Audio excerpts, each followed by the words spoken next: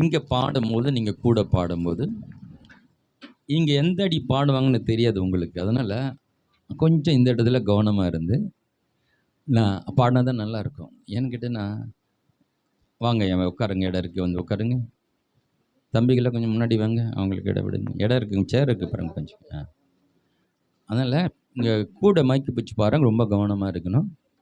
ஏன்னா இங்கே பாடுறவங்களுக்கு கொஞ்சம் இடரல் ஆகிடக்கூடாது. அதனால் அவங்க என்ன அடி தொடங்குறான்னு அந்த தொடங்குறதுல கொஞ்சம் நீங்கள் அமைதியாக இருந்து தொடங்கின பேர் நீங்கள் தொடங்குங்க. அப்போ கரெக்டாக அந்த கூட பாடும்போது அதை இசைந்து போகும். அதை கொஞ்சம் கவனத்தில் கொள்ளுங்க ஐயா. முதலாவது பிரதான கற்பனை என்ன? முழு உள்ளத்தோடும், முழு ஆத்மாவோடும், முழு பலத்தோடும், முழு இருதயத்தோடும் அவரிடத்தில் அன்பு கூறுவாயாக. ஏன் இப்படி அன்பு கூறணும்னு நான் கொஞ்சம் கவனித்து பார்க்க ஆரம்பித்தேன். ஏன் இந்த முதல் கற்பனையாக ஆண்டவர் கொண்டு வருகிறார்னா, அவர் அப்படி தான் நம்மளை அன்பு கூறுகிறார். ஹல்லேலூயா. அவர் முழு உள்ளத்தோட, முழு ஆத்மாவோட, முழு பலத்தோட தான் அவர் அன்பை முழுமையாக நம்மிடத்தில் செலுத்துகிற தேவனாக இருக்கிறார். நான் அப்படிதான் உங்களிடத்தில் அன்பு கூறுகிறேன், நீங்களும் அப்படிதான் அன்பு கூறணும். ஹல்லேலூயா. நான் மனிதர்களை நேசிக்கிறேன், நீங்களும் அவர்களை நேசிக்கணும். ஹல்லேலூயா. இவ்வளவு தாங்க பைபிள். இதுதான் பைபிள், இதுதாங்க பரலோகம். எந்த குடும்பத்தில் அன்பு பிரவாகித்து ஓடுகிறதோ அங்க தேவ பிரசனமும் பிரவாகித்து ஓடும். ஹல்லேலூயா. அங்கே சமாதானமும் சந்தோஷமும் அங்கே நிறைந்து இருக்கும். ஹல்லேலூயா. இருளின் ராஜ்யத்திலிருந்து நம்மை அன்பின் ராஜ்யத்துக்கு கொண்டு வந்தார். அன்பின் ராஜ்யம் என்ன? இருளின் ராஜ்யம்னா நம்மள அதுக்கு எதிர்ப்பா என்ன சொல்றது? இருளின் ராஜ்யத்துக்கு ஆப்போசிட் என்ன சொல்லலாம்? வெளிச்சத்தின் ராஜ்யம். அதுதான் அன்பின் ராஜ்யம். அன்பின் ராஜ்யம் சொல்றது அது வெளிச்சத்தின் ராஜ்யம். அப்ப இருளின் ராஜ்யத்துல பகைமை, கசப்பு, பொறாமை இதெல்லாம் இருளின் ராஜ்யத்தில் இருக்கிறது. அன்பின் ராஜ்யத்தில் வந்துட்டோம். அந்த அன்பின் ராஜ்யத்திற்கு வந்த நமக்குள்ள நம்ம வெளிச்சத்தில் இருக்கிறோம். வெளிச்சத்தில் ஆமாம், ஒருவருக்கு ஒருவர் நம்ம அன்பாக இருக்கும்போது ஒரு குற்றங்களை ஒருவர் நம்ம ஆட்டோமேட்டிக்காக மன்னிக்க ஆரம்பிச்சிடும். மன்னிச்சிட்டால ஒருத்தர் குற்றம் பார்க்க ஆரம்பித்தால அங்கே அன்பு வேலை செய்யாது. அன்பு வேலை செய்யலைன்னா அங்கே இருள் அங்கே வேலை செய்யும். கசப்பு கொஞ்சம் கொஞ்சமாக கசப்பு பெருசாகி அது ஒரு என்ன போகும், அது ஒரு அப்புறம் ஒரு சண்டையாகி அது வளர்ந்து பெருசாகிடும். அதனால் நம்ம எல்லாரும் அன்பின் ராஜ்யத்தில் இருக்கோம். நம்ம எல்லாரும் அன்பின் ராஜ்யத்தில் இருக்கிறோம். இன்றைக்கி கூட சில வேத வசனங்களை நாம் பார்க்க போகிறோம். நாம் தேவனிடத்தில் அன்பு கூறுவதும் மனுஷரிடத்தில் அன்பு கூறுவதுமே தீர்க்க தரிசனங்களும் நியாய பிரமாணமும் அதுக்குள்ளே அடங்கி இருக்கிறது இல்லையா? முழு வேதாகமத்தையும் அன்பு என்ற ஒரு வார்த்தையிலே அப்படி சுருக்கமாக சொல்லிடலாம். அதனால் நம்ம இந்த அன்பு கொடுத்து படிக்கணும். நம்ம ஒருத்தரை நேசித்தா நாம் அவங்களை நேசித்துடுவோம். இது ஒரு பொதுவான மனிதருடைய மனநிலை இல்லையா? பிசாசு நன்மை செஞ்சவங்களுக்கு அவங்களுக்கு தீமை பண்ணுவான் இல்லையா? கடவுள் அவனுக்கு நன்மையாய் வைத்திருந்தான், அவருக்கு தீமை பண்ண ஆரம்பித்தான். அதனுடைய பிசாசுடைய சாபம். உங்களுக்கு நல்லது செஞ்சவங்களுக்கு நீங்கள் அவங்களுக்கு தீமை செஞ்சிங்கன்னா நீங்கள் பிசாசனுடைய வேலையை செஞ்சிட்ருக்குன்னு அர்த்தம். பொதுவாக மனிதர்கள் நன்மை செய்தவர்களுக்கு நன்மை செய்வாங்க, தீமை செய்தவர்கள் தீமை செய்வாங்க. இன்றைக்கி அவங்க ஹெல்ப் பண்ணால் நம்ம நாளைக்கு ஹெல்ப் பண்ணுவோம். இன்றைக்கி அவங்க ஹெல்ப் பண்ணலன்னா நாளைக்கு பண்ண மாட்டோம். பற்றியா நம்ம அர்ஜென்டைனுக்கு உதவுனாங்களா, இன்றைக்கி நம்ம வேண்டாம் இது உதவாத. நம்ம கஷ்டப்படும் போது கேட்டால் ஹெல்ப் பண்ணாங்களா? இல்லை. அதனால் இன்றைக்கி ஹெல்ப் பண்ணாத, அன்றைக்கி பண்ணியிருந்தா இன்றைக்கி பண்ணுவோம். அப்போ இது மனிதனுடைய இயல்பான குணம். ஆனால் தேவனுடைய குணாதிசயம் என்பது தீமை செய்தவர்களுக்கும் நன்மை செய்வது தேவனுடைய குணாதிசயமாக இருக்கிறது. அதனால் தேவனுடைய குணாதிசயமே தீமை செய்தவர்களுக்கு நன்மை செய்கிறதா இருக்கிறது. அதனால் யார் தேவன் மேல் அன்பு செலுத்த முடியும்? அன்பு செலுத்தினா அன்பு செலுத்துகிறோம். இப்போ கடவுள் நம்மளே அன்பு செலுத்துகிறான்னு நமக்கு தெரியுது, நம்மளும் ஓரளவுக்கு அன்பு செலுத்துகிறோம் இல்லையா? அவன் மேலே கொஞ்சம் அன்பு இருக்கிறதாலே உக்காந்துட்டு இருக்கு. ஆனால் ஆண்டவர் விரும்புகிற அளவுக்கு அன்பு செலுத்திட்டோமா? ஆண்டவரெல்லாம் உங்களுக்கு பிடிச்சிருக்கு, ஆண்டவர் உங்களை நேசிக்கிறான்னு தெரியும், அது நிமித்தமாக தான் இங்கே வந்திருக்கீங்க. அப்போ ஓரளவுக்கு நீங்கள் அவருடைய அன்பை புரிஞ்சு வச்சுருக்கீங்க. ஆனால் தேவன் எதிர்பார்க்கும் அந்த அன்பு உங்களுக்குள்ளே இருக்கா இல்லையா? அதாவது நம்மளை அன்பு கூறுகிறவர் நம்மை காட்டிலும் 1000 மடங்கு அவர் நல்லபுறம் வல்லபுறம் பெரியவராக இருக்கிறார். தகுதியில்லாத நம்மளை அன்பு கூறுகிறார், நம்மளை நேசிக்கிறார் என்று நம்ம விளங்கி கொள்ளும் போது தான் அவர் மேலே நம்ம அதிகமாக அன்பு செலுத்த முடியும். ஹல்லேலூயா. இல்லைன்னா நம்ம அவங்க செஞ்சதுக்கு நான் பதிலுக்கு செஞ்ச மாதிரி ஆகிடும் இல்லையா? ஆண்டவர் எனக்கு எது செஞ்சார், அது நன்றி கடனை நான் சர்ச்சுக்கு வரேன். ஆண்டவன்கிட்ட ஒன்று கேட்டேன், ஆண்டவர் எனக்கு ஒன்று செஞ்சார், அதுக்காக நானும் எடுத்துட்டு நான் கரெக்டாக சர்ச்சுக்கு வந்துடுறேன். இது என்ன? ஆண்டவரால் சில நன்மை பெற்றுக்கொண்டேன், நானும் ஆண்டவருக்கு ஒரு விதத்தில் சர்ச்சுக்கு வரேன், இல்லை காணிக்கை கொடுக்குறேன், அவனுக்கு நன்றி உள்ளவனா அந்த தெய்வத்தை மட்டும் வணங்குறேன். ஆனால் இதெல்லாம் என்ன, அவர் செஞ்சதுக்கு நான் செஞ்சேன், ஏன்னா அவர் பாவத்திலேருந்து மீட்டார், நான் ஒழுங்காக சர்ச்சுக்கு வந்தேன். அது இல்லை, அதை தாண்டி அவர் எங்கேருந்து இறங்கி நமக்காக என்ன பண்ணார், நம்மை அன்பு காட்டினார், நமக்காக ஜீவனை கொடுத்தார். இது புரிஞ்சிக்கும் போது தான் எவ்வளோ பெரிய தெய்வன் நமக்காக நம்மிடத்தில் அன்பு கூர்ந்திருக்கிறாரு, நம்மை நேசித்திருக்கிறாரு. அப்போ தான் நாம் அவர் மேலே அதிகமாக அன்பு செலுத்த முடியும் இல்லையா? இயேசு சீசருடைய பாதங்களை கழுவும் போது தான், ஆண்டவரே நீர் எங்களை பாதங்களை கழுவதற்கு எங்களுக்கு தகுதி இல்லை பாடினார். ஆனால் அவர் என்ன சொல்ல வர்றாருன்னா, நானே உங்கள் பாதங்களை கழுவுகிறது உண்டானால். இந்த தாழ்மை வரணும், இந்த அன்பு வரணும், இறங்கி போகணுன்றது கற்றுக் கொடுக்குறாரு. அப்போது எவ்வளோ பெரிய தேவன் என்னை நேசித்தா, என் மேல் அன்பு கூர்ந்தாரே, நான் பாவியாக அக்கிரமக்காரனாக இருக்கும்போது என்னை நேசித்தாரே.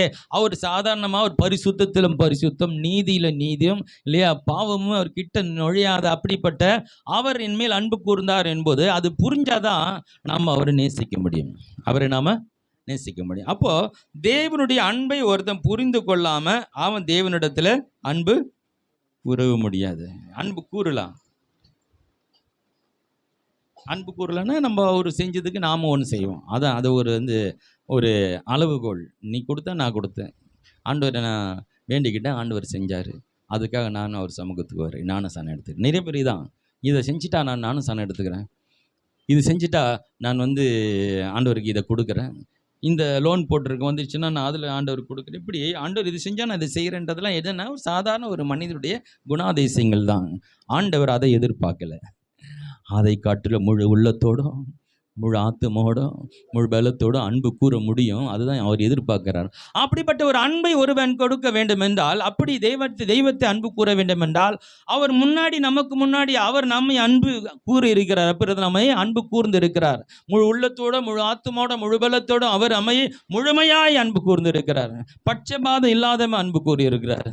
இவனுக்கு கம்மி, இவனுக்கு அதிகம், இல்லை அவங்க படித்தவங்க படிக்காதவங்க, நீ ரொம்ப அழகலன்னு சொல்லி டிஃப்ரெண்ட் பண்ணி அவங்களுக்கு அதிகமாக அன்பு செலுத்தினாரா? இல்லை, பட்சபாதம் இல்லாதவரா? ஹல்லேலூயா. நம்முடைய அன்பு எப்படி இருக்குது? பட்சபாதம் இருக்குது இல்லையா? ஒருத்தர் மேலே அதிகமாக அன்பு செலுத்துகிறோம், ஒருத்தர் மேலே அன்பு குறைகிறோம். ஆண்டவர் எல்லாரும் மேலும் பாவிகளாக இருக்கையிலே, துரோகிகளாக இருக்கையிலே எல்லாரும் மேலே ஒரே அளவு அவர் அன்பு செலுத்தினார். நம்ம அன்பு கூட என்ன பண்ணுறது? வேறுபடுது இல்லையா? ஒருத்தர் அதிகமாக நேசிக்கிறோம், ஒருத்தர் கம்மியாக நேசிக்கிறோம், ஒருத்தர் ரொம்ப பிடிச்சிருக்கு, ஒருத்தர் பிடிக்க மாட்டுது. ஆனால் அன்பு எல்லாரையும் நேசிக்கும். ஹல்லேலூயா. அது சத்துருவையும் சிநேகிக்கும். அப்போ அந்த தேவனுடைய அன்பு விளங்கினாதான் நாமும் தேவனை போல இந்த உலகத்தில் மற்றவர்களை நேசிக்க முடியும். ஆமாம், அதனால் கொஞ்சம் வேத வசனத்தின் மூலமாக போகலான்னு பார்க்குறேன்.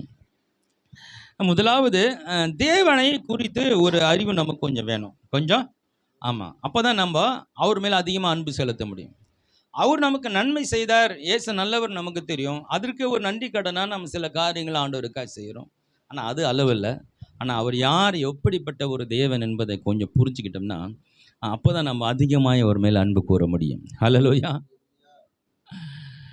ஒரு பெரிய மனிதன், பெரிய அந்தஸ்து உடையவர், அவர் நம்ம வீட்டுக்கு நம்ம மேலே அன்பு காட்டி நேசித்தா நமக்கு எப்படி இருக்கும்? ஐயோ, எவ்வளோ பெரிய மனுஷன், இந்த குடிசை வீட்டுக்கு தேடி வந்தார், அவர் எவ்வளோ பேர் சிம்மாசனத்தில் உட்காந்து இருக்கிறாரு, நான் தரையில் படுக்கிறேன், உடுத்துக்க உடையில் என்னை தேடி வந்தார், அதுவே பெருமை.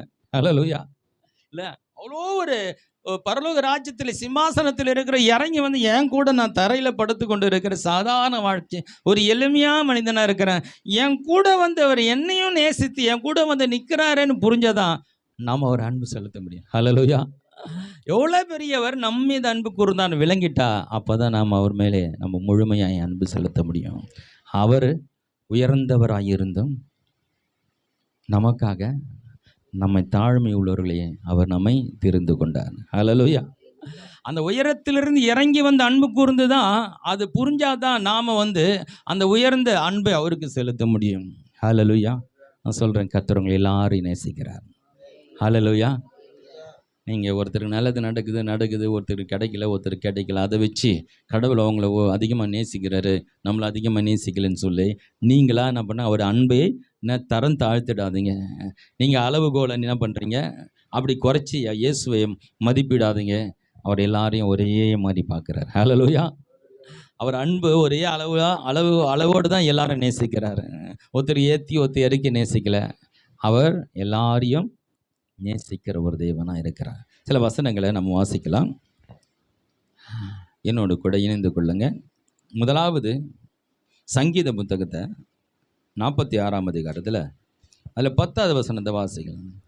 ஒருவேளை தெரிஞ்ச வசனங்கள்லாம் உங்களுக்கு இருக்கலாம், கவலைப்படாதீங்க. இதை இங்கே தொடர்ந்து வாசிக்கும் போது இதுல இருந்து உங்களுக்கு ஒரு சக்தி இன்றைக்கு வெளிப்படும். நீங்கள் அமர்ந்திருந்து நானே தேவன் என்று அறிந்து கொள்ளுங்கள். ஜாதிகளுக்குள்ளே உயர்ந்திருப்பேன், பூமியிலே உயர்ந்திருப்பேன்.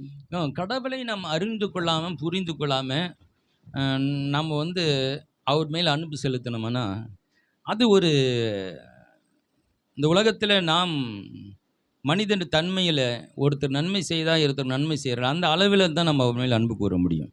ஆனால் அவரை நாம் அறிந்து கொண்டோமானால், அவர் அறிகிற அறிவினால் நாம் பெருகுவோமானால் அப்போ தான் நாம் அவர் மேலே உண்மையான அன்பு செலுத்த முடியும். அப்போ அவரை அறிகிற அறிவை பெறணுன்னா நீங்கள் அமர்ந்திருந்தன்னா கொஞ்சம் நீங்கள் நேரம் செலுத்தி டைம் எடுத்து இல்லையா, அவர் யாருன்னு நீங்கள் கொஞ்சம் படிச்சுக்கணும், அவர் யாருன்னு கேட்டு அறிஞ்சிக்கணும், அவர் யாருன்னு நீங்கள் கொஞ்சம் ஆராய்ச்சி பார்க்கணும், கொஞ்சம் தேடி பார்க்கணும் அவர் எப்படிப்பட்டவரோ இல்லையா. அது ஒரு ஆவல், ஒரு தாகம். இப்போது தேவனை குறித்து ஒரு ஆவல் தாகம் இருக்கணும். அவர் பாதத்தில் அமர்ந்திருக்க ஒரு கொஞ்சம் பொறுமை வேணும் இல்லையா. சபையில் உக்காந்துட்டு அந்த டைம் ஒரு 5 நிமிஷம் அதிகமாகிடுச்சுன்னா வாட்சை திருப்பி பார்க்குறது. இன்னும் ஐயா நீட்டாக போயிட்டே இருக்கிறார் ஐயா. ஆமாம், இவனும் போய் இங்கேருந்து 5 நிமிஷம் முன்னாடி போய் ஒலிம்பிக்கில் கப் வாங்கிட்டு வர மாதிரி ஏதோ ஒரு காரியம் செய்ய போகிறாங்க வச்சுங்களேன். ஆனால் அதை விட முக்கியமானது கடவுளுடைய வார்த்தை கேட்பது இல்லையா.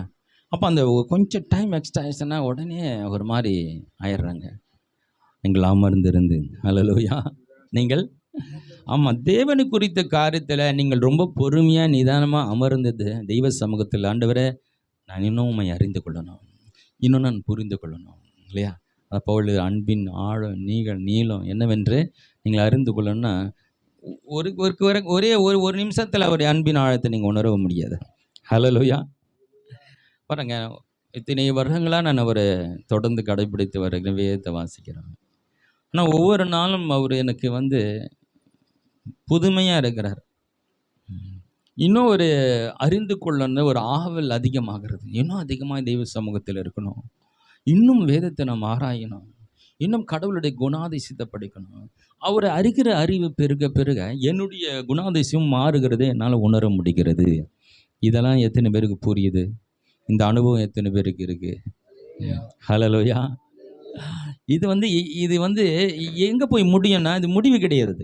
முடிவு ஆமாம், நாம் அவரை போல் ஆகும் வரையிலே இது நடந்து கொண்டே இருக்கும். நம் ஜீவனுள்ள நாளெல்லாம் நாம் அவரை அறிகிற அறிவினால் நிரம்பி கொண்டு இருக்கணும். எந்த அளவுக்கு நம்ம அவருடைய அறிகிற அறிவினால் நிரம்புகிறோமோ அந்த அளவுக்கு நம்முடைய எண்ணங்கள், நம்முடைய பேச்சு, செயல், வாழ்க்கை முறை எல்லாமே மாறிக்கொண்டே இருக்கும். ஹல்லேலூயா. ஒரு வார்த்தை அடிக்கடி சொல்லுவேன், நம்ம மாறினா எல்லாமே மாறிடும். ஹல்லேலூயா. அவங்க மாறல, இவங்க மாறல, இதுதான் உலகமே பேச்சு, உலகமே. ஆமாம், என் வீட்டுக்காரன் மட்டும் எல்லாம் சரியாயிடுங்க, என் மனைவி மட்டும் சரியாயிடுச்சுன்னா என் குடும்பமே சரியாயிடும். என் புள்ள சரியாயிட்டேன்னா என் குடும்பம் சரியாயிடும். நான் உங்களுக்கு சொல்லுகிறேன், யாரையும் நம்ம மாற்ற முடியாது. என்ன, யாரும் மாறணும்னு நம்ம பெருசாக எதிர்பார்த்துன்னு இருக்க வேண்டிய அவசியம் இல்லை. ஆனால் ஒரு ரகசியத்தை சொல்லுகிறேன், நீங்கள் மாறினால் எல்லாவற்றையும் நீங்கள் உங்களை கொண்டு மாற்ற முடியும். ஹல்லேலூயா. நம்ம ஒரு ஆண்டவர் நம்ம என்ன பண்ணுறோன்னா ஒரு இது மாதிரி வச்சுட்டாரு. நீங்கள் இந்த உலகத்துக்கு வெளிச்சமாக இருக்கிறீங்க, நீங்கள் உலகத்துக்கு உப்பாக இருக்கிறீங்க. நாம் உப்பாவும் வெளிச்சமாக இருந்தாலும் போதும், அந்த உப்பு சாரம் உள்ளதாக இருக்கு இல்லையா? உப்பு எங்கே இருக்கோ அதோட பவரை காமிச்சிடும். நீ எங்கே உப்பு போட்டாலும் அந்த உப்பினுடைய தரம் தெரிஞ்சிடும். எங்கே வெளிச்சம் இருக்குதோ அங்கே இருள் அங்கேருந்து விலகி ஓட ஆரம்பிச்சிடும். உனக்குள்ள வெளிச்சமும் உப்பும் இருக்கும் பொழுது அது மற்றவங்களை கண்டிப்பாக அட்டாக் பண்ணும். ஹல்லேலூயா. நாம மாதிரி மற்றவங்களை மாற்றுறதை விட்டுட்டு அவங்க மாறினா நான் மாறவே நினச்சிக்கிட்டு தான் அது நடக்கவே நடக்காது. ஹல்லேலூயா. உனக்கு இயேசு தெரியும், உனக்கு பரிசுத்த ஆவியார் தெரியும், உன் கையில் வேதம் இருக்கிறது, நீ அவரை தொடர்பு கொள்ள முடியும். ஆனால் இது எல்லாமே இல்லாத ஒருத்தர் மாறினா எப்படிங்க? ஹல்லேலூயா. மாறக்கூடிய எல்லாம் உனக்கு சாதகமாக இருக்கும்போது நீ மாறாமல் இருக்கிறாயே, மாறக்கூடிய சாதகமே இல்லாத அவங்க மாறணும்னு நினைக்கிறேன். ஹல்லேலூயா. அப்போ நாம தான் முதல் மாறணும். நாம தான் முதல் மாறணும். நாம தான் தெய்வ சமூகத்தில் அமர்ந்திருந்து அவரை அறிகிற அறிவினால் நிரம்ப.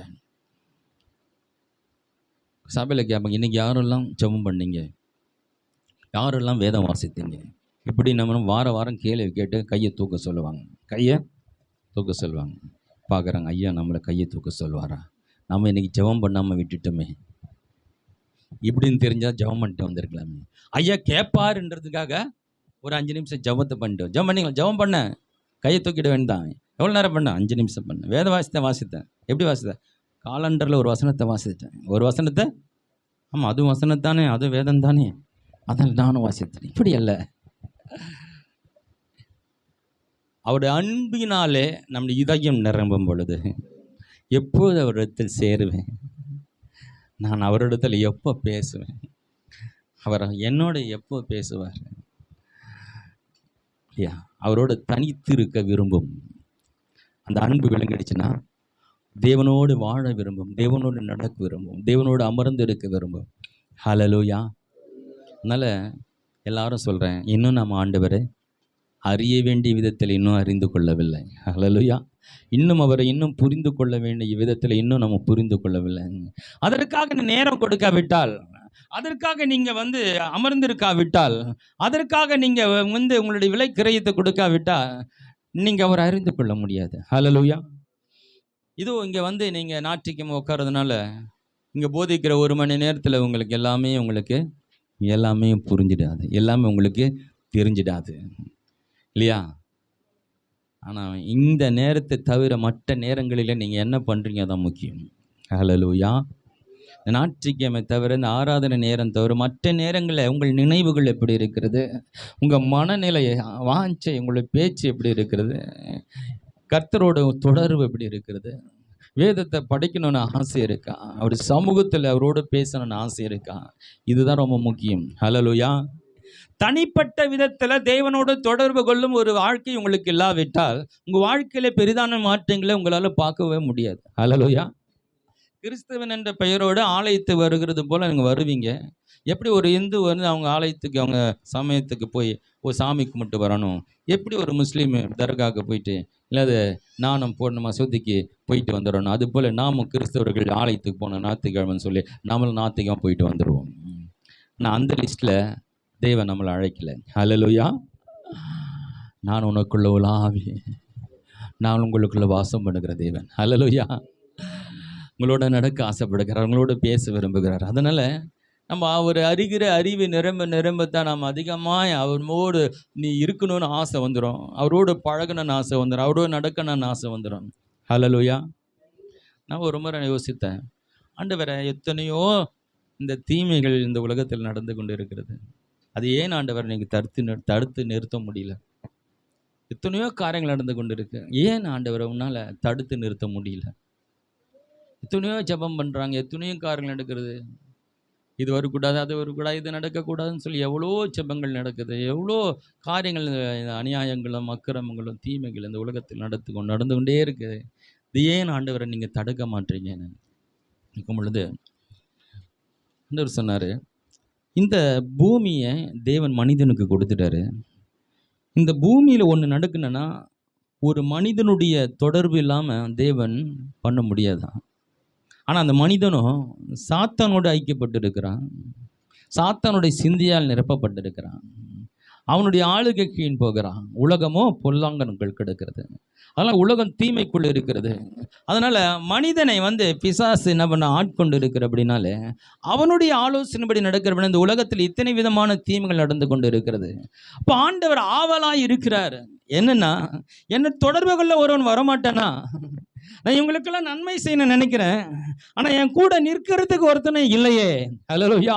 உலகத்தை மாற்றுவதற்கு நான் ஆசையாக இருக்கிறேன், இந்த மனுக்குலத்தை மீட்பதற்கு நான் தாகமாக இருக்கிறேன். என் காரியமாக யார் போவான், என் கூட யார் நிற்பான், என் எண்ணங்களை எவன் புரிந்து கொள்வான், நான் சொல்வதற்கு எவன் ஆயத்தமாக இருக்கிறான், நான் நினைக்கிறதை செய்வதற்கு எவன் ஒருவன் ஆயத்தமாக இருக்கிறான். அவர் தேடுகிறார். ஹல்லேலூயா. அவர் தேடிக்கொண்டிருக்கிறார், இருதயத்துக்கு ஏற்ற மனிதனை தேடிக்கொண்டிருக்கிறார். ஹல்லேலூயா. உங்கள் எல்லாரையும் குறித்து ஆண்டவர் பெரிய திட்டங்கள் வைத்திருக்கிறார்.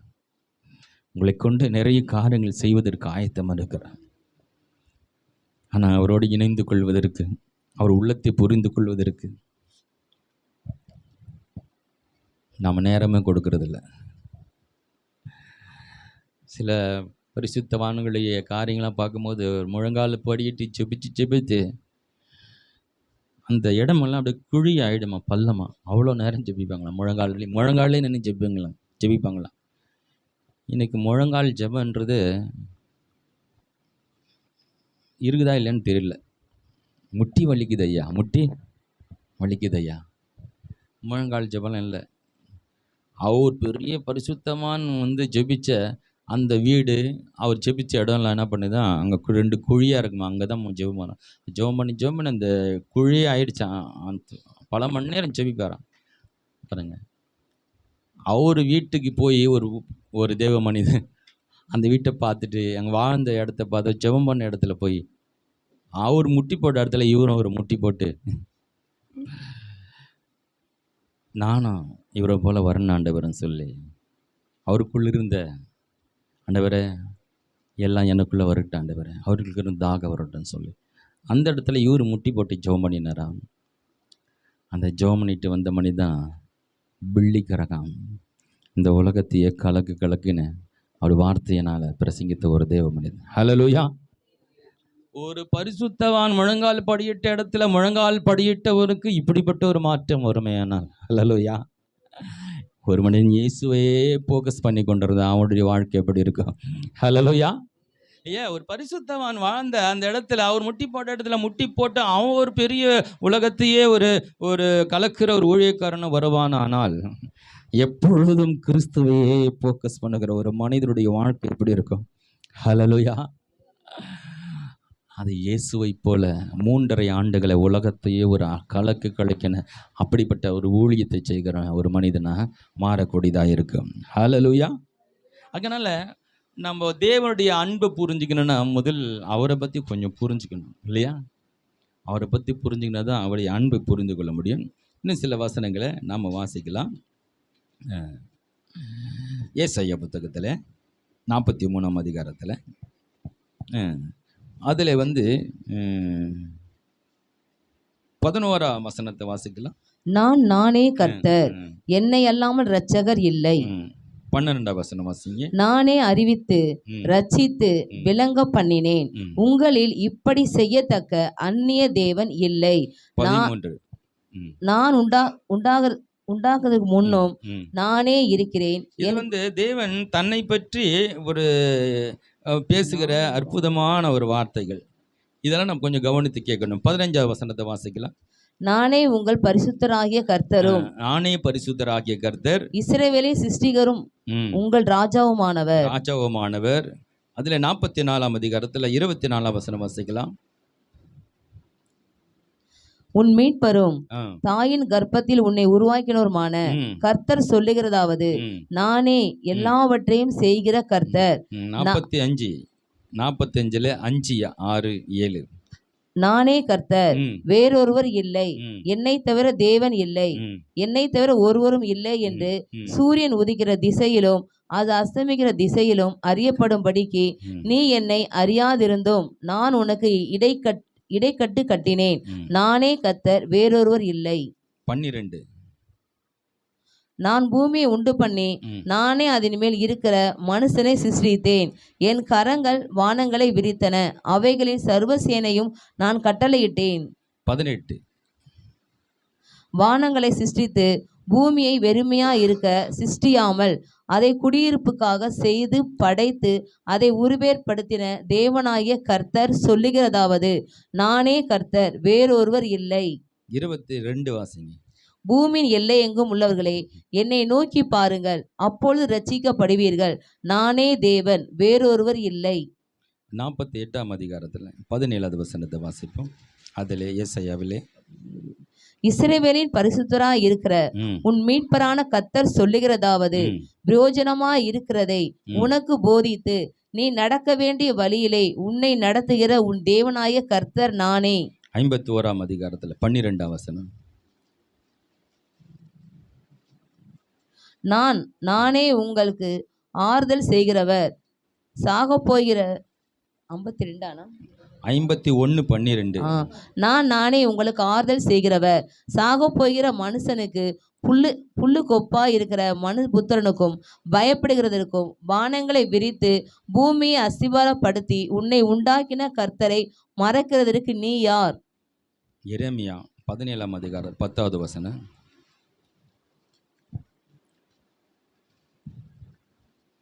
கர்த்தராகிய நானே ஒவ்வொருவனுக்கும் அவனவன் வழிகளுக்கும் செய்கைகளின் பலன்களுக்கும் தக்கதை கொடுக்கும்படிக்கு இருதயத்தை ஆராய்கிறவரும் உள்ளந்திரியங்களை சோதிக்கிறவருமாய் இருக்கிறேன். இங்கே வாசிக்கப்பட்ட வசனங்கள் நீங்கள் உண்மையாக கவனித்திருப்பீர்களானால், ஒருவேளை இதை நீங்கள் மறுபடியும் இந்த வசனங்களெல்லாம் கேட்கணுன்னா யூடியூப்பில் போய் பார்க்கலாம். இதெல்லாம் நீங்கள் எடுத்து வாசித்து மொத்த வசனத்தை நீங்கள் எடுத்து பொறுமையாக வாசித்தீங்களா, உங்களுக்கு கடவுளை குறித்து ஒரு பிக்சர் உண்டாகும். ஒரு கடவுளை குறித்த ஒரு இதுதான், அது இவ்வளோதானா இல்லை, நிறைய இருக்குது. அதெல்லாம் எடுத்து நான் வாசிச்சேன்னா அதுக்கான நேரங்கள் போதாது.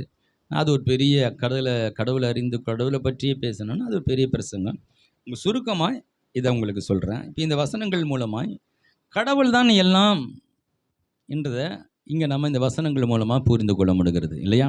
எல்லாவற்றையும் உண்டாக்கி எல்லாவற்றையும் சிருஷ்டித்து, கடவுள் இல்லாமல் யாருமே இல்லை, இந்த எதுவுமே கிடையாது, எல்லாமே அவர் தான். எல்லாத்தையும் செய்கிறவரும் செய்து கொண்டு வருகிறவரும், நமக்கு சரியான ஆலோசனை கொடுக்கிறவரும், நம்ம ஆறுதல் படுத்துகிறவரும், நம்ம ரட்சகரவும், நம்ம மீட்பரும். அப்போது ஒரு ஒரு ஒரு மனிதனுக்கு இப்படிப்பட்ட ஒரு தெய்வம் தேவை. ஹல்லேலூயா. அவர் சொல்லாரு, நானே தேவன், வேறொரு இல்லை. அப்போ அதுவும் சொல்லிடுறாரு, நீ இதை விட்டுட்டு அங்கேயும் இங்கே ஓடின்னு இருக்காத, கடவுளை கிடையாதுப்பா, நான் தான் கடவுள்னு சொல்லிட்டாரு. அப்போ அது மட்டும் இல்லை, ஒரு கடவுள், ஒரு மனிதனுக்கு எப்படிப்பட்ட கடவுள் வேண்டும் என்பது, அந்த கடவுள் எப்படி இருக்கணும் என்பதை குறித்து இதெல்லாம் சொல்லுகிறது. ஹல்லேலூயா.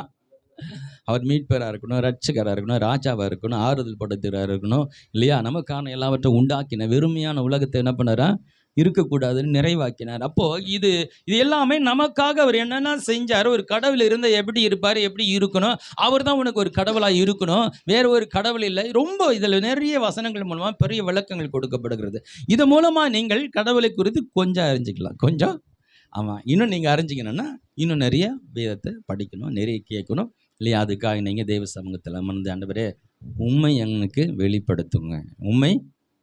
ஆமாம், வீட்டுக்கார் காசு எங்கே வச்சுருக்கிறாரு, பீரோவில் வச்சுருக்கிறாரா, பேங்க்கில் வச்சுருக்கிறாரா, அது எனக்கு வெளிப்படுத்துறீங்க. அது எனக்கு மனைவி எங்கே காசெல்லாம் ஒழிச்சு வைக்கிறான், அதை எனக்கு வெளிப்படுத்துங்க. அப்படி இல்லை ஆண்டவரே, உண்மை எனக்கு வெளிப்படுத்துங்க. ஹல்லேலூயா. நீர் எனக்கு வெளிப்படும் ஆண்டவரே.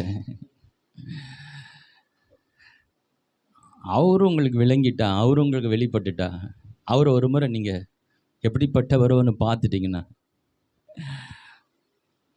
உங்கள் வாழ்க்கை ஆட்டோமேட்டிக்காக மாற ஆரம்பிச்சிடும். ஹல்லேலூயா. அவர் உங்களை மாற்றுறதில்ல, தானாக மாற ஆரம்பிச்சிடும். அவரை பார்த்துட்டு அவர் கூட நடக்க ஆரம்பிச்சிட்டுன்னா முடிஞ்சு போச்சு. எல்லாமே உன்னை விட்டு ஓட ஆரம்பிச்சிடும். பாவங்கள், அக்கிரமங்கள் எல்லாம் உங்கள்கிட்ட ஓட ஆரம்பிச்சிடும். ஆட்டோமேட்டிக்காக பரிசுத்தமாக ஆயிடுவேன். ஹல்லேலூயா. அவருக்குள்ள இரக்கம், அன்பு எல்லாம் அவனு கூட வந்துடும். அவரை பார்க்க பார்க்க பார்க்க அந்த நோக்கி பார்க்கிற முகங்கள் எல்லாம் பிரகாசிக்க ஆரம்பித்துடும். ஹல்லேலூயா. அவருக்குள்ள இருக்க எல்லாம் நமக்குள்ளே வர ஆரம்பித்தோம். ஒரு முகத்தை பார்க்கும்போது பாருங்களேன், அது சாந்தம் இருந்தால் அந்த சாந்தம் நமக்குள்ளே வரும். ஹலோ. கோபமான முகத்தை பார்த்தோன்னா நமக்கும் கோபம் வந்துடும். ஹலோ. ஒரு முகத்தை பார்த்து எப்பவுமே டென்ஷனாக இருப்பாங்க, அவங்கள பார்த்தா நமக்கு ஆட்டோமேட்டிக்காக டென்ஷன் ஆகிடும் இல்லையா? சில முகங்களை பார்த்தா அவங்க கூட தான் நமக்கு கோபம் வர ஆரம்பிச்சுன்னா அது எப்பவுமே முகம் அப்படி கோபமாகவே இருக்கும். சில முகங்கள் சாந்தமாக இருக்கும் இல்லையா? ஆனால் எல்லா குணாதிசயம் நிறைந்த தேவனுடைய முகம், அதில் சாந்தம் இருக்குது, அமைதி இருக்குது, ஞானம் இருக்குது, அறிவு இருக்குது, விசுவாசம் இருக்குது. இதை நாம் பார்க்கும் பொழுது ஆண்டவரே உண்மை எனக்கு வெளிப்படுத்துடுங்க, உண்மை எனக்கு வெளிப்படுத்துங்க. அவர் வார்த்தையை தாகமாய் படிக்கிறவர்களுக்கு தேவன் வெளிப்படுவார். ஹல்லேலூயா. அவர் வார்த்தையை உன்னிப்பாய் கேட்கிறவர்களுக்கு தேவன் வார்த்தையிலிருந்து வெளிப்படுவார். ஹல்லேலூயா. இந்த வார்த்தையிலிருந்து நாம் தேவனை பார்க்க முடியும். இந்த வேதத்தின் வழியாக நீங்கள் தேவனை காண முடியும். ஹல்லேலூயா. அதனால் நம்ம என்ன பண்ணுவோம், அவரை அறிந்து கொள்வோம். அவரை அறிந்து கொண்டாதான் நம்ம அவர் மேலே, அப்போ கடவுள் மேலே அன்பு செலுத்தணும்னா முதலாவது அவர் யார், நம்ம அன்பு செலுத்துக்கு தகுதியானவரா, பாத்திரரா என்று நமக்கு தெரிஞ்சாதான் நம்ம முழுமையான அன்பு செலுத்த முடியும். ஹல்லேலூயா. நம்ம ஒரு முழு பலத்தோட முழு ஆத்மாவோட முழு இறுதியத்தோட ஒருத்தர் மேலே அன்பு செலுத்தணும், அதற்கு ஒரு பாத்திரராக இருக்கணும். ஹல்லேலூயா. அதுக்கு ஒரு தகுதியுடையராக இருக்கணும். அப்படின்னா அவர் யாருன்னு உங்களுக்கு புரியணும். ஹல்லேலூயா. ஆனால் அவர் நம்ம மேலே முழு உள்ளத்தோட முழு பலத்தோட அவர் அன்பு செலுத்துறாரு. நம்ம பாத்திரர்களா, நம்ம தகுதியானவர்களா? நம்ம தகுதியே இல்லாத அவர் நம் மீது முழு உள்ளத்தோட முழு ஆத்மோட நம்மையில் அன்பு செலுத்தும் பொழுது, அவர் தகுதி உடைய அவர் நம்மிடத்தில் ஏன் இந்த முழு உள்ளத்தோடு அன்பு செலுத்த வேண்டும் என்று எதிர்பார்க்க கூடாது? அதனால தான் அது முதல் கட்டளை வைத்திருக்கிறார். ஹல்லேலூயா. பா, தகுதியில நான் உன்னை முழுசா நேசிக்கிறேன் பா, ஆனால் அதுக்கு பாத்திரனா இருக்கிற எனக்கு முழுசா நீ அன்பை செலுத்தலையே, இன்னும் என்ன புரிஞ்சுக்கலையே, இன்னும் நான் உனக்கு விளங்கலையே. அந்த அன்பு புரிஞ்சிருச்சுன்னா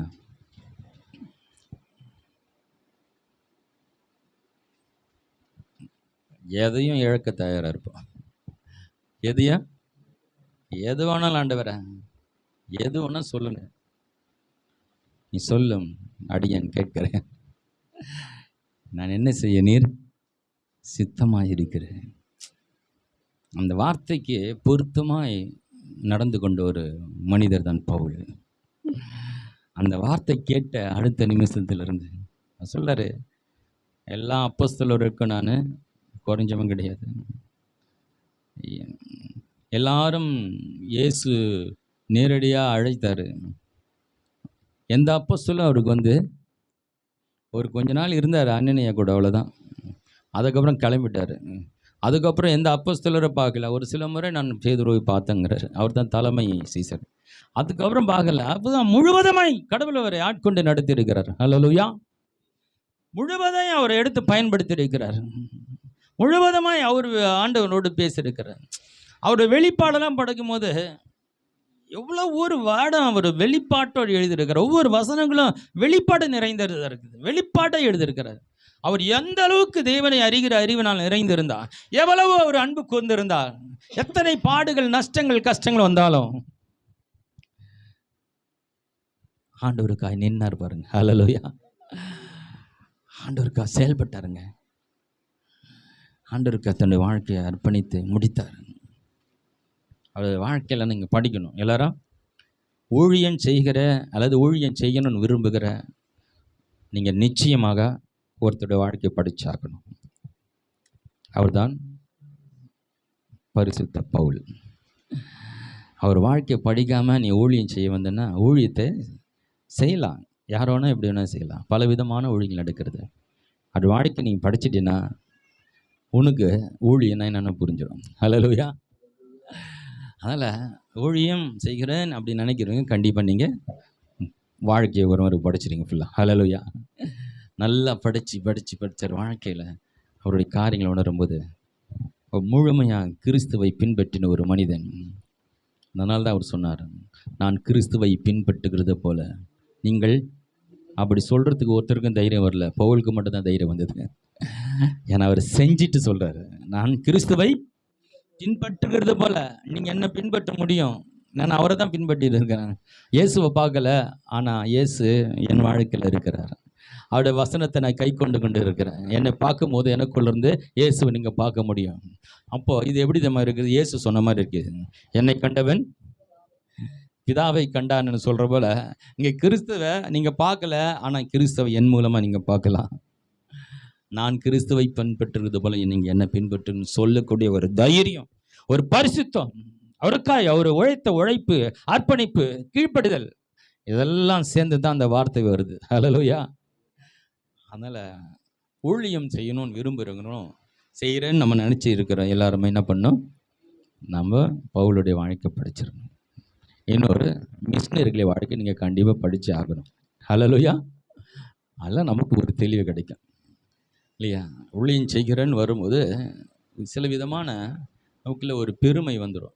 இது எல்லாருக்கும் வரும்.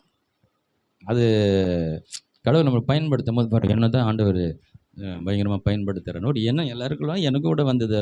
அது பொதுவான விஷயம் தான் இல்லையா. ஒரு பேய் ஓடிச்சுன்னா நமக்கு ஒரு இன்னும் பெரிய பவர் வந்த மாதிரி ஆகிடும். அதனால் நம்ம கொண்டு அது மாதிரி வரும். ஆனால் இவங்க வாழ்க்கையில எல்லாம் படிக்கும் பொழுது நம்ம இன்னும் செய்ய வேண்டிய வேலை நிறைய இருக்குது. இப்போ தான் நம்ம ஆரம்பத்தில் இருக்கிறோம். அப்போ தான் நமக்கு தெரியும் அந்த பெருமையெல்லாம் காணாமல் போயிடும். பெருமை ஆமாம், நான் தான் கரெக்டாக பண்ணுறேன், நான் தான் சிறப்பாக பண்ணுறேன், இதெல்லாம் அந்த எண்ணங்களாக சுக்குநுற உடைக்கப்பட்டு நான் இன்னும் பரிசுத்தமாக்கணும், நான் இன்னும் ஓடணும், இன்னும் நான் செயல்படணும், இன்னொன்று கர்த்தருக்காக எதனா சாதிக்கணுன்ற தாகம் அதிகமாகிடும். ஹல்லேலூயா. அதனால் எல்லாரும் கொஞ்சம் என்ன பண்ணணும், பவுலை கொஞ்சம் படிச்சிடணும். ஓகே. இப்போ நம்ம கடவுள் தான் எல்லாம் சிருஷ்டித்தவர் அவர் தான். நாம் அன்பு செலுத்த தகுதியானவர் என்பதை நாம் புரிந்து கொண்டதான் அவரை நம்ம முழுமையான அன்பு செலுத்த முடியும் இல்லையா. அப்போ அந்த அவரை குறித்த அறிவு நமக்கு தேவைப்படுகிறது. அதை குறித்து கொஞ்சம் பார்த்தோம். இப்போ அவரால் தான் நாம் இது தெரியணும். நாம் தானாக உருவாக்கி தானாக நானாக எல்லாம் செஞ்சு நானாக பெரியலாயிட்டேன், நான் தான் இன்னைக்கு எல்லாமே என்னால் தான் ஆனது என்றது இல்லாமல் எல்லாமே அவரால் தான் என்ற ஒரு அறிவு வந்தால் தான், அவர் இல்லைன்னா நான் இல்லை என்ற அறிவு வந்தால் தான் அவர் மேலே முழுமையான அன்பு கூற முடியும். பாருங்க, அவர் முழுமையாக அன்பு கூறனா இந்த அறிவுக்குள்ளே வர தான் நான் முழுமையாக அவருக்கு அன்பு கூற முடியும். அது குறித்து சில வசனங்களை நம்ம வாசிக்கலாம். ஆதியாகமம் புத்தகத்தில் நமக்கு தெரிஞ்ச வசனங்கள் தான். ஆனால் இந்த இந்த இந்த திசையில் பார்ப்போம், இந்த கோணத்தில் பார்க்கும்போது அதுலேருந்து கருத்து நமக்கு வெளிப்படுவார். வாசிக்கலாம். 1ஆம் அதிகாரம் 27வது வசனம் நமக்கு தெரியும் தான். ஆதியாகமம் தேவன் தம்முடைய சாயலாக அவருடைய சாயலாக மனுஷனை சிருஷ்டித்தார். அவனை தேவ சாயலாகவே சிருஷ்டித்தார். ஆணும் பெண்ணுமாக அவளை சிருஷ்டித்தார். பாருங்க, தேவன் தான் நம்ம படைத்தாரு. அது எப்படி படைத்தார்னா அவருடைய சாயலாக, அவரை போல நம்ம உண்டாக்கினவர் அவர் தான். அப்போ அவர் இல்லைன்னா நம்ம கிடையாது. இந்த ஒரு அறிவு நமக்கு வரணும். நம்மை உருவாக்கின தேவன், நம்ம சிருஷ்டித்த தேவன், அவர் இல்லை விட்டால் நம்ம இல்லவே இல்லை.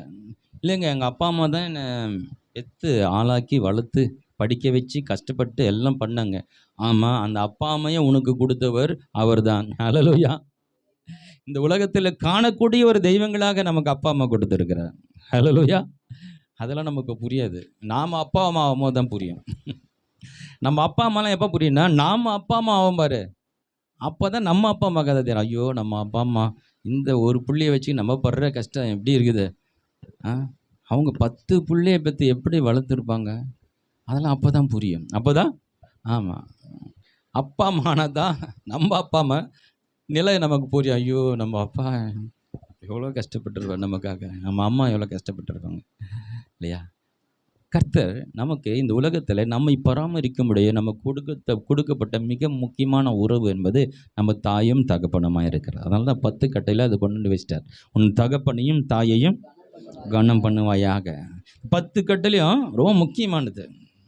பாருங்க, இந்த விஷயம் நடக்கிறது இல்லை. எல்லாரும் தன் பிள்ளைக்காக ஏதோ ஒன்று செய்ய தயாராக இருக்கும் இல்லையா? பிள்ளையை நம்ம நேசிக்கிறோம். நம்ம பிள்ளையை நாம் நேசிக்கிறது, நம்ம தாய் தகப்பனை நம்ம நேசிக்கிறோமா? நேசிக்கிறது இல்லை. நான் என் பிள்ளையை நான் நேசிக்க முடியுது, ஆனால் என் தகப்பனை நேசிக்கிறேன். ஆனால் என் பிள்ளையை நேசிக்கிறது இல்லை. என் பிள்ளை எது கேட்டாலும் வாங்கி தரேன். எங்கள் அப்பா அம்மா எது கேட்டாலும் வாங்கி தரேன்னா, என் பிள்ளை கொஞ்சம் இருமுனா கூட என்ன பண்ணுறேன், ஐயோ என்ன ஆச்சுன்னு பார்க்குறேன். அதே என் தாய் தகப்பனை இருமுனா, ஐயோ என்னாச்சுமா, வா போகலாம் அப்படி சொல்கிறேம்மா. அப்போது உன் பிள்ளையை நீ நேசிக்கிறது போல் உன் தாய் தகப்பனை நேசிக்கிறதுல யாருமே நேசிக்கல உலகத்தில்.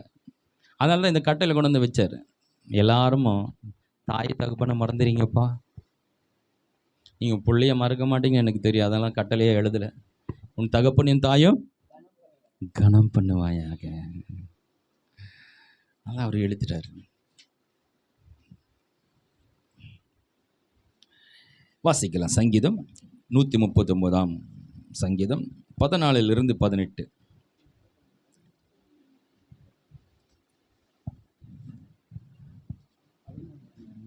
சங்கீதம் 139 14 - 18. நான் பிரமிக்கத்தக்க அதிசயமாய் உண்டாக்கப்பட்டபடியால். நம்மை பற்றி தான் இந்த வசனம் சொல்லுது. அதில் நம்ம எப்படி வாசித்தோம், தேவனுடைய சாயலாக அவர் நம்மை மனுஷன் சிஸ்டர். ரொம்ப சுருக்கமாக இருக்குது இல்லையா? அவரை மாதிரி நம்மளை உருவாக்கிட்டார். ஆனால் அதுக்கு 1000 அர்த்தம் இருக்குது. அது புரிஞ்சிருச்சுன்னா நம்ம வேற லெவலில் நடக்க ஆரம்பிச்சிடும். அவரை போல வாழ்வதற்காக இல்லையா? அவர் எப்படி வாழ்கிறாரு? எதுக்குன்னா அழுதுன்னு உட்காந்து இருக்கிறா? ஹலோ, எதனா நடக்கணும்னா நான் அழுதுன்னு இது எப்படி பண்ணுவேன், இது எப்படி செய்ய போகிறேன்னு அழுதுட உட்காந்துட்டு இருக்கிற. அவருக்குள்ள ஜீவன் இருக்கிறது. அந்த நித்திய ஜீவன் நமக்கு கொடுத்திருக்கிறார் இல்லையா? அப்போ அவரை போல வாழ்வதற்காக நித்திய ஜீவனை நமக்குள்ள வைத்து படைத்து இருக்கிறாரு. அவர் எதுக்கும் கவலைப்படுறதில்லை, எதுக்கும். ஆமாம், அவர் எல்லாவற்றையும் அவர் சிறப்பாய் செய்யக்கூடிய ஆற்றல் கொண்டவராக இருக்கிறாரு. அது போல தான் நம்ம அவரை சாயலா செய்திருக்கிறார். ஹல்லேலூயா. ஆனால் பிசாசு என்ன பண்ணா, நம்ம நித்திய ஜீவனை இழக்கும்படியாய் நம்மை பாவத்தில் தள்ளி அதை என்ன பண்ணா, மனுக்குலத்துக்கு எடுத்து போட்டான். இன்னைக்கு உலகத்தில் இருக்க எல்லா மனிதர்களுக்கும் நித்திய ஜீவன் இருக்கா? இல்லை. நான் யாரெல்லாம் ஆண்டவராக இயேசு கிறிஸ்துவை ஏற்றுக்கொண்டார்களோ, அவருடைய மரணத்தை விசுவாசிக்கிறார்களோ, கர்த்தராக இயேசு கிறிஸ்துவை அறிவதே நித்திய ஜீவனாக இருக்கிறது. ஹல்லேலூயா. இப்போ அவன் இழந்து போன நித்திய ஜீவனை கிறிஸ்து வழியாக நாம் என்ன பண்ணுறோம், மறுபடியும் பெற்றுக்கொள்கிறோம். நித்திய ஜீவன் என்பது எல்லாவற்றையும் சரியாய் சிறப்பாக செய்வது, எல்லா நன்மைக்குரிய சுதந்திரித்து கொள்ளக்கூடிய ஆற்றல் உடையது. ஹல்லேலூயா. ஒன்றுக்கும் அது கவலைப்படுகிறதில்ல, எதை குறித்து அது கவலைப்படுது. ஏன்னா எல்லாமே தேவனை போல அது வாழக்கூடிய ஒன்று தான் நித்திய ஜீவன். ஹல்லேலூயா. வாசிக்கலாம். இப்போ 139 14 வாசிங்க. நான் பிரமிக்கத்தக்க. ஹலோ, நம்மளும் இப்படி சொல்லுமே, நான் பிரமிக்கத்தக்க. எல்லாம் சொல்லுங்க. நான் பிரமிக்கத்தக்க அதிசயமாய் உண்டாக்கப்பட்டபடியால். அதிசயமாய் உண்டாக்கப்பட்ட நம்மள எதுவும் சாதாரணமா நம்ம சிருஷ்டிக்கல. மறுபடியும் வாசிங்க, சொல்லுவோமா? நான் பிரமிக்கத்தக்க அதிசயமாய் உண்டாக்கப்பட்டபடியால் உம்மை துதிப்பேன். உமது கிரியைகள் அதிசயமானவைகள். அது என் ஆத்துமாவுக்கு நன்றாய் தெரியும். நான் ஒளிப்பிடத்திலே உண்டாக்கப்பட்டு பூமியின் தாழ்விடங்களிலே விசித்திர வினோதமாய் உருவாக்கப்பட்ட போது என் எலும்புகள் உமக்கு மறைவாய் இருக்கவில்லை.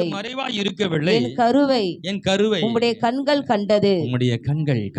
என் அவயங்களில் ஒன்றாகிலும் இல்லாத போதே அவைகள் அனைத்தும் அவைகள் உருவேற்படும் நாட்களும் உமது புஸ்தகத்தில் எழுதியிருந்தது. ஹலோ, கொஞ்சம் நல்லா அந்த வசனத்தை கவனிங்களேன். நம்ம எப்படியெல்லாம் உருவாக்க போறோன்னு. ஏன்னா ஆதாமியம் சாயலை உண்டாக்கிட்டாரு. ஆனால் நாம் இப்போ என்ன பண்ணுறோம், தாயின் கருவியில் உருவாக்கப்படுகிறோம் இல்லையா? இந்த உருவாக்குதலை பற்றி தான் இதில் எழுதப்பட்டு இருக்கிறது. புஸ்தகத்தில் எழுதப்பட்டு இருக்கு.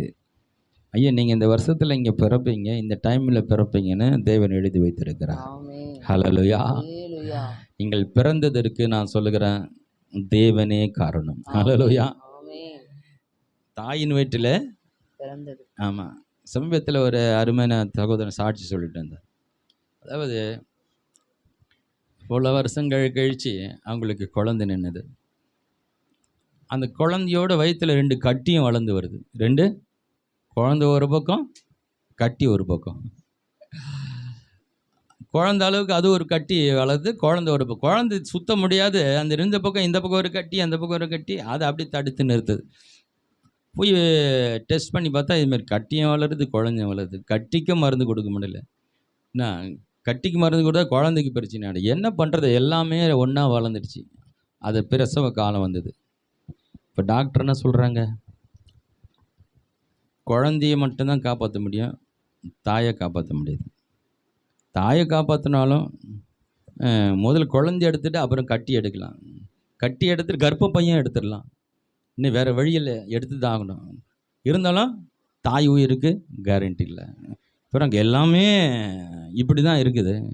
பாருங்கள், அங்கே போய் ஒரு தேவ மனிதன் நின்று கர்த்தர் நல்லதை செய்வார், கர்த்தர் உதவி செய்வார்னு அந்த வசனத்தை கடவுளை வார்த்தையை சொல்லி ஒரு மனிதன் அங்கே நிற்கிறான் பாருங்கள். ஹல்லேலூயா. அந்த ஆள் யாரும் இல்லை, நீ நானும் தான். ஹல்லேலூயா. இப்பேற்பட்ட இக்கட்டான சூழ்நிலை நீங்கள் போய் நிற்கணுங்க. நீங்கள் நிற்கணும்.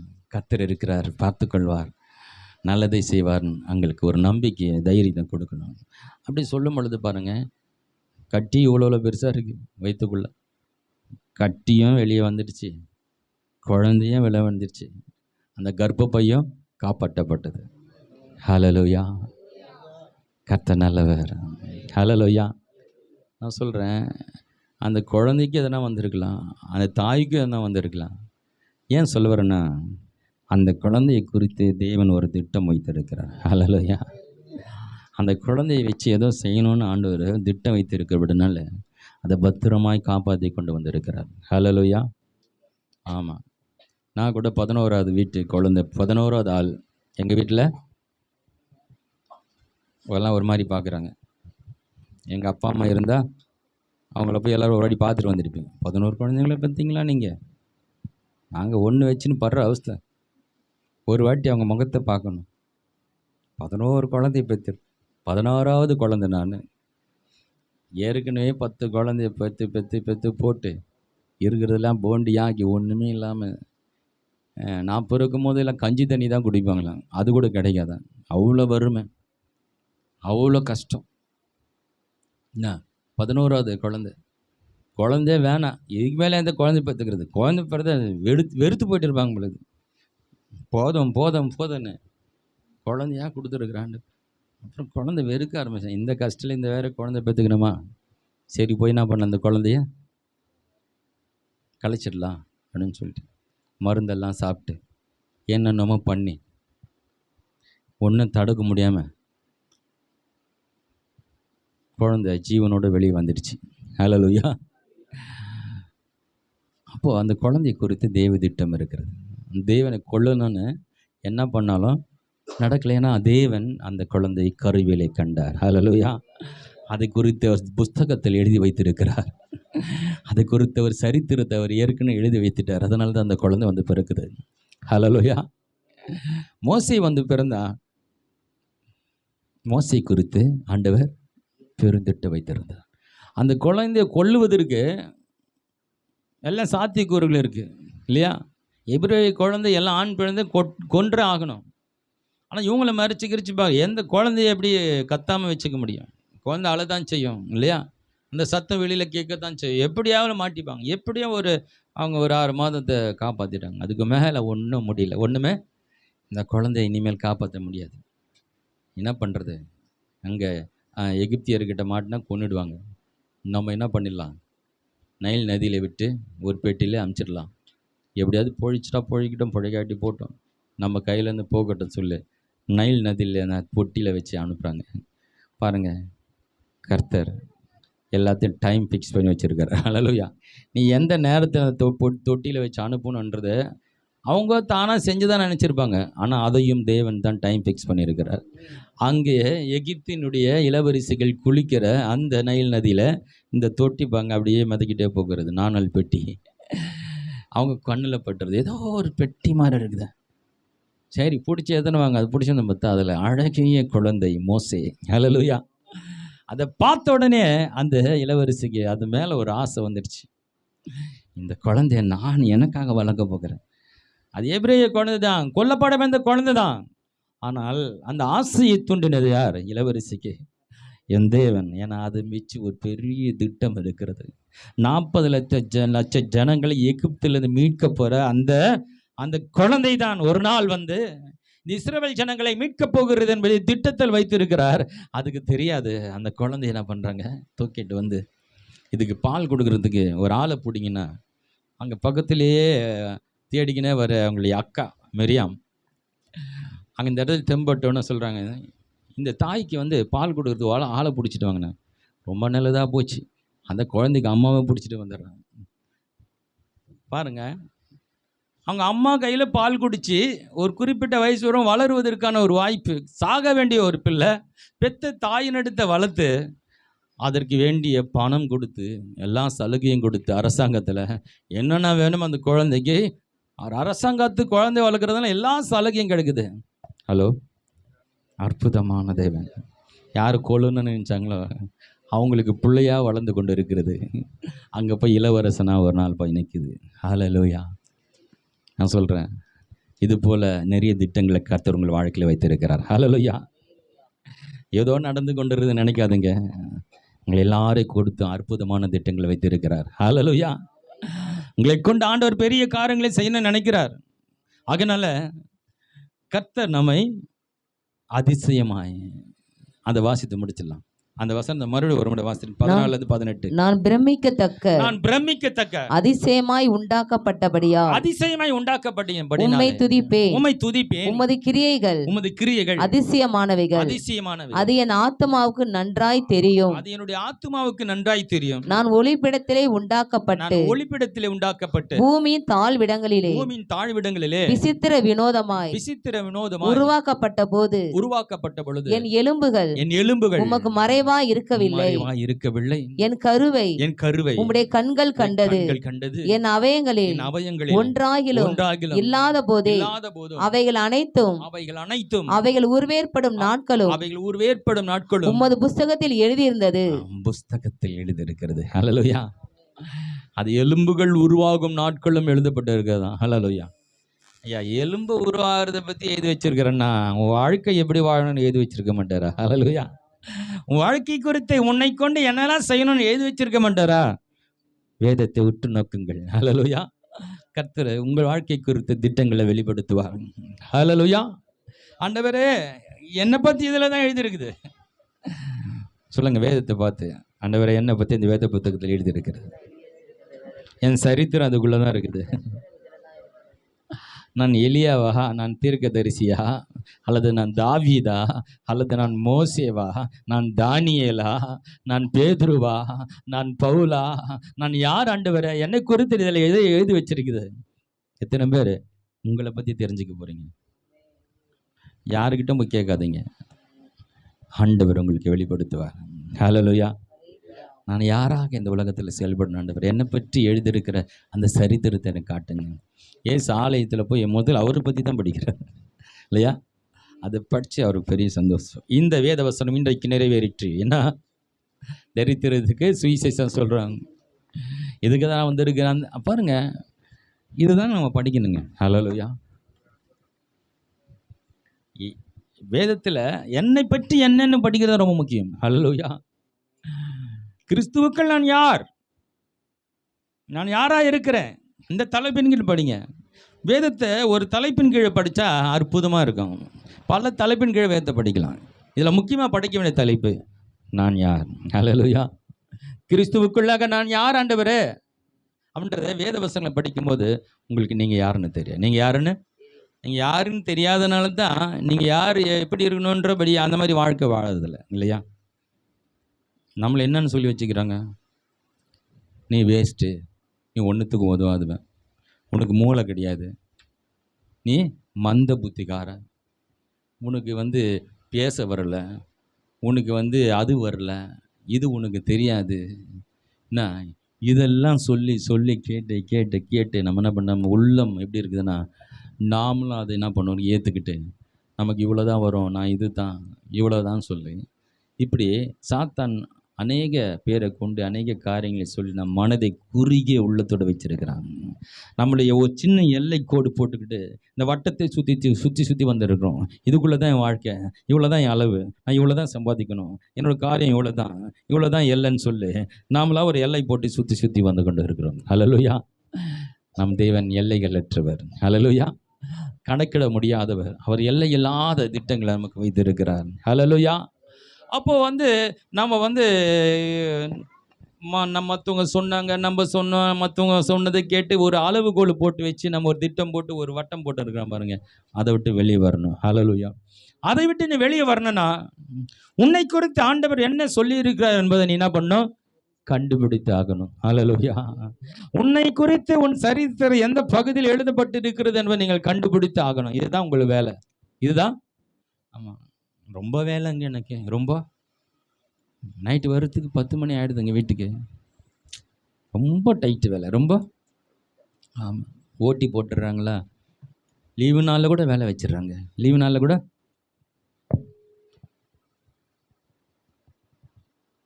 வேலை வேலை வேலை வேலைன்னு வேலைக்கு அடிமையாகிறது இல்லை. ஹல்லேலூயா. நிறைய பேர் வேலைக்கு அடிமையாயிட்டாங்க. வேலைக்கு. ஆமாம், நிறைய பேர் என்ன பண்ணுறாங்கன்னா எஜமானுக்கு உழைத்து கொண்டு இருக்கிறாங்க, தனக்காக உழைக்கிறது இல்லை. அவர் கார் வாங்குறாரு, பங்களா வாங்குறாரு, ஒரு கம்பெனி 2 கம்பெனி ஆகுது. பாவம் வாழ்நாளே அந்த ஓனருக்காக உழைச்சி ஓடா போகிறாங்க.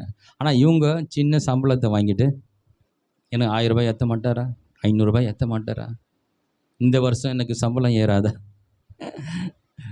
ஒரு சில காரியங்கள் கற்றுக்கொள்வதற்காக தேவன் நம்ம என்ன பண்ணுறாரு, வேலை செய்ய அனுமதிக்கிறார். ஆனால் என்றைக்கும் வேலைக்காரர்களாக இருக்க முடியாது, உன்னை வாளாய் இருக்க முடியாது. தேவன் தெரிந்து கொள்வை ஒரு நாள் தலையாய் மாற்றுவார். ஹல்லேலூயா. ஒரு கிறிஸ்தர் உன்னை கீழாய் இருக்கும்படியாக தெரிந்து கொள்ளவில்லை, உன்னை மேலாக்கும்படியாகத்தான். ஹல்லேலூயா. பாருங்க, நம்ம வேலை வேலை வேலை வேலைன்னு அறிய வேண்டியதை, புரிஞ்சிக்க வேண்டியதை, தெரிஞ்சிக்க வேண்டியதை தெரிஞ்சிக்காம நம்ம வாழ்க்கை இவ்வளோ தாண்டா, இந்த வேலை தாண்டா, இவ்வளோ சம்பளம் தாண்டான்னு சொல்லிட்டு இதுக்குள்ளே நம்ம குறுகிய வட்டத்துக்குள்ளே இதுக்கு மேலே ஒன்றும் புரியலையே, ஒன்றும் தெரியல, யார் நமக்கு ஹெல்ப் பண்ணுவான், இதுக்கு வயசாகிடுச்சு, இன்னும் என்ன பண்ண போகிறோம், ஏது பண்ண போன்றேன்னு நான் சொல்கிறேன். 1000 கதவுகள் உனக்காய் தேவன் திறக்க ஆயத்தமாக இருக்கிறார். ஹல்லேலூயா. 1000 ஆண்டவர் வழிகளை வைத்திருக்கிறார். ஹல்லேலூயா. நமக்காக ஆண்டவர் 1000 காரியங்களை வைத்திருக்கிறார். கண்களை திறந்து பார்க்கறத நம்ம வேலை. நாம் பார்வையெல்லாம் வேற பக்கம் போயிடுச்சு இல்லையா. உடைய அதிசயங்களை காணும்படியா நம்ம கண்ணு அதுக்கு தான் கொடுத்துக்கிறாரு. ஹல்லேலூயா. அவருடைய அற்புதத்தை, ஒரு அதிசயங்களை காணக்கூடிய கண்ணா இருக்கணும். ஹல்லேலூயா. எதையோ பார்த்துட்டு நாம் ஒரு மூலையில் உட்காந்து அழுதுகிட்டு என்ன பண்ண போகிற ஆண்டவரே, உன்னை அழுவதற்காய் தேவன் தெரிந்து கொள்ளவில்லை, மூளையிலே முடங்கி கிடப்பதற்காய் தேவன் உன்னை தெரிந்து கொள்ளவில்லை. நீ அதிசயங்களை காணும்படியாக தேவன் உன்னை தெரிந்து கொண்டு இருக்கிறார். ஹல்லேலூயா. நாம் பூத்து குலுங்கும்படியாய், கனி கொடுக்கத்தக்கதாய் தேவன் தெரிந்து கொண்டு இருக்கிறார். வர வர விருத்தி அடையும்படியே தேவன் நம்மை தெரிந்து கொண்டு இருக்கிறார். ஹல்லேலூயா. நம்மை ஆளுகை செய்யும்படியே தேவன் தெரிந்து கொண்டு இருக்கிறார். நம் அடிமைத்தனத்தில் இருக்கும்படியே தேவன் தெரிந்து கொள்ளவில்லை. ஹல்லேலூயா. இஸ்ரவேல் ஜனங்களை 430 வருஷம் அடிமையாக வைத்திருந்தார். ஆனால் அங்கே ஒரு வேலை நடந்து கொண்டு வந்தது. அங்கே அடிமைத்தனத்தில் ஒரு விஷயம் நடந்தது. அவங்க பழுகி பெருகி கொண்டே இருந்தாங்க. ஹல்லேலூயா. நீங்கள் புரிஞ்சுக்கிங்க, ஒரு இடத்துல நீங்கள் அடிமைத்தனமாக எல்லாரும் ஒரு வேலை கீழே இருக்கிறன்னா அது நீங்கள் அங்கே பல விஷயங்கள் கற்றுக்கொள்ளுக்கிற நேரமாக இருக்கும். ஹல்லேலூயா. அது ஒரு காலம் வரைக்கும் தான் இல்லையா. கர்த்தர் சில காரியங்களை அங்கே கற்றுக்கொள்ளும்படியே அங்கே வைக்கிறாரு. அவங்க கீழே தான் வேலை செய்யணும். ஒரு அடிமைத்தனமாகவே இருக்கலாம், கர்த்தர் தான் அங்கே வைக்கிறாரு. ஏன்னா அங்கேருந்து நிறைய விஷயம் நீங்கள் கற்றுக்கணுன்றதுக்காக. நீ அங்கே பழகி பெருகும்படியா, அறிவு புத்தியெல்லாம் பெருகும்படியா கர்த்தர் அங்கே வைத்திருக்கிறாரு. ஆனால் அதுதான் உன் வாழ்க்கை இல்லை. ஹல்லேலூயா. ஒரு நாள் அங்கேருந்து வெளியே கொண்டு வந்து உன்னை ராஜாவாய் மாற்றுவார். ஹல்லேலூயா. எங்கே அடிமையாக இருந்தாலும் அந்த தேசத்துக்கு மேலே உன்னை ஆண்டவர் ராஜாவாய் வைப்பார். ஹல்லேலூயா. சொல்லுங்க, நான் ஆள பிறந்தவன், நான் ஜெயிக்க பிறந்தவன், நான் பெருக பிறந்தவன், நான் முன்னேற பிறந்தவன், நான் சாதிக்க பிறந்தவன், நான் உயர பிறந்தவன். இது ஒவ்வொரு வாரமும் என் பிள்ளைங்களுக்கு சொல்லிக் கொடுக்குறது. ஹல்லேலூயா. நாங்கள் பண்ணுற அறிக்கை இது. இதெல்லாம் கூடுதலாக இன்னும் எக்ஸ்ட்ரா நீங்கள் சேர்த்துக்குங்க. கூடுதலாக என்னெல்லாம் சிறப்பாக இருக்கோ அதெல்லாம் போய்ட்டு நீங்கள் அறிக்கை பண்ணுங்கள். கர்த்தர் உங்கள் வாழ்க்கையில மாற்றுவார். கண்களை மூடுவாங்க. ஹல்லேலூயா. செங்கடலை நீர்